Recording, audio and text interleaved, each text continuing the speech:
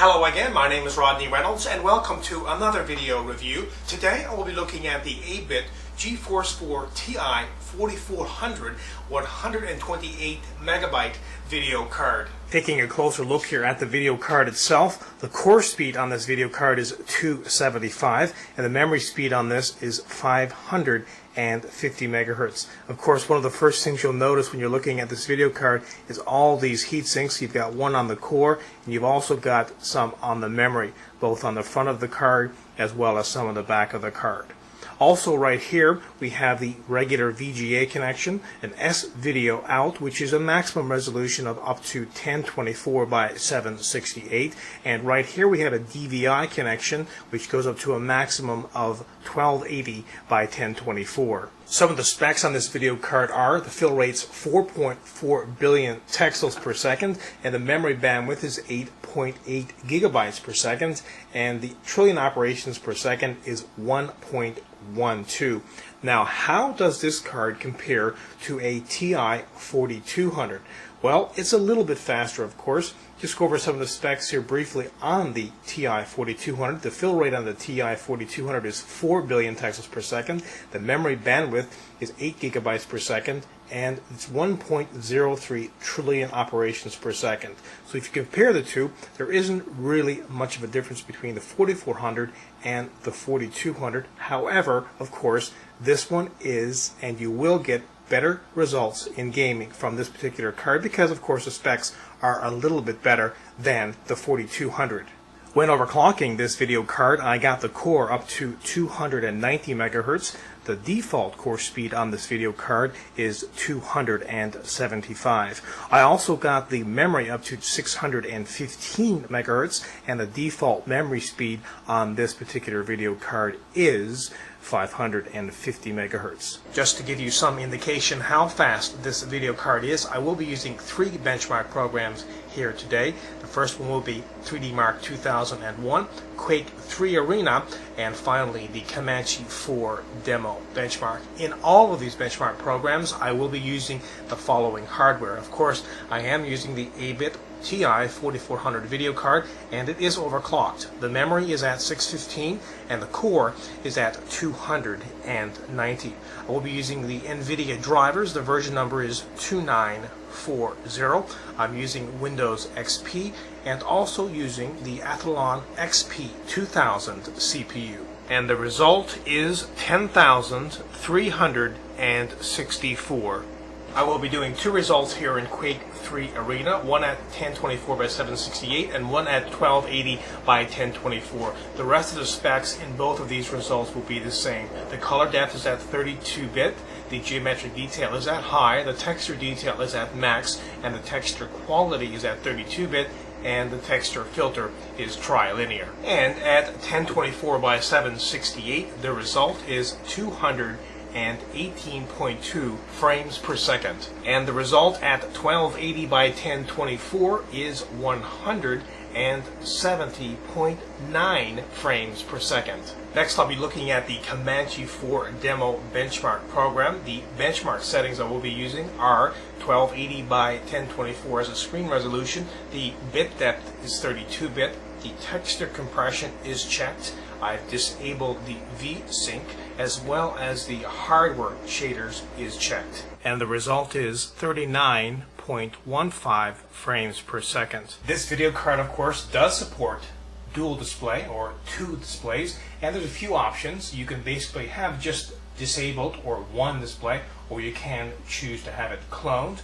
Clone means exactly what it says. It basically clones the same display on both monitors. A horizontal span right here basically stretches it horizontally across 2 displays, and the vertical span does it vertically up and down across. Now let me just go ahead here. Right now it's cloned, and I'll just zoom back so you can see this. So you can see here that everything that's on one screen is on another. Again, that name clone, of course. You can see the cursor is moving the same on both screens. Everything you see over here, you will see on the right hand side as well. So again, clone is the same on both displays. Now, horizontal span is exactly what it means. It stretches it horizontally just go ahead and apply these changes, and they're done. You can see here, follow the cursor on the left display to the right display. You can see it here on the right display, and again back to the left display. Now if I go ahead and select the vertical stand, go ahead and make those changes, it will basically stretch the screen vertically. And as you can see here, again, if you could follow the cursor from the left display, the right display, you'll see that it's on the bottom.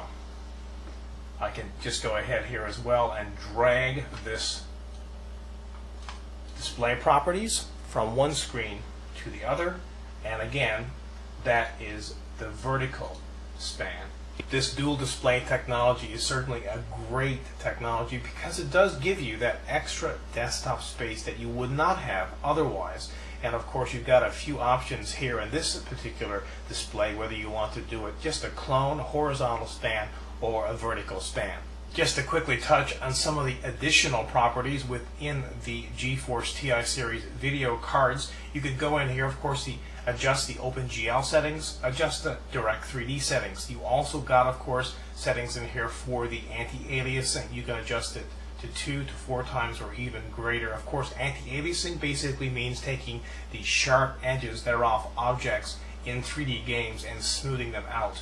Now, something else that's very cool in here that I thought was very, very neat was transparencies. Now, you can see here, I've got it enabled right now, and you can actually see through the screen and see what's behind it.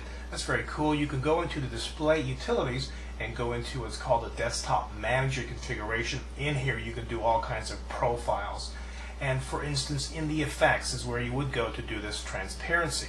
You could basically make the window transparent to whatever percentage you want. The default is 50%. I'll leave it at that. And again, just to show you how this works, you basically drag the screen. It doesn't matter. It could be like I've shown you there, or it could be, for instance, the web. You could have a couple programs open at once. It really doesn't matter what they are, and you can basically see what's behind it. Overall, the Ti4400 video card is an excellent product, performs very, very well, and of course it's the middle of the road in the sense between the 4200 and the 4600. Now, why would you go ahead and buy a 4400 over 4200? Well, of course, the performance, there is some extra performance from the 4400. However, you're probably saying, well, I can get a 4200 and overclock it as far as the 4400. Well, not everybody is into overclocking, and not everyone likes overclocking because it could possibly void the warranty of your very expensive video card. Those are the main reasons really for getting the 4400 over the 4200.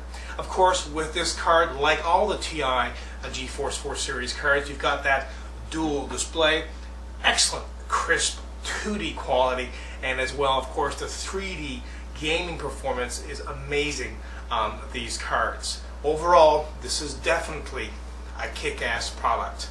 Again, my name is Rodney Reynolds, and this has been another video review.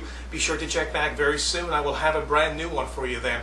Also pop into my website at www.3dgameman.com, and once you're there, of course, you can go into the forums. You can find out all kinds of information about this product and about all the products I video review. You can go in there and register. Registration is free, and you can leave your very own suggestions and comments. Until the next time, take care.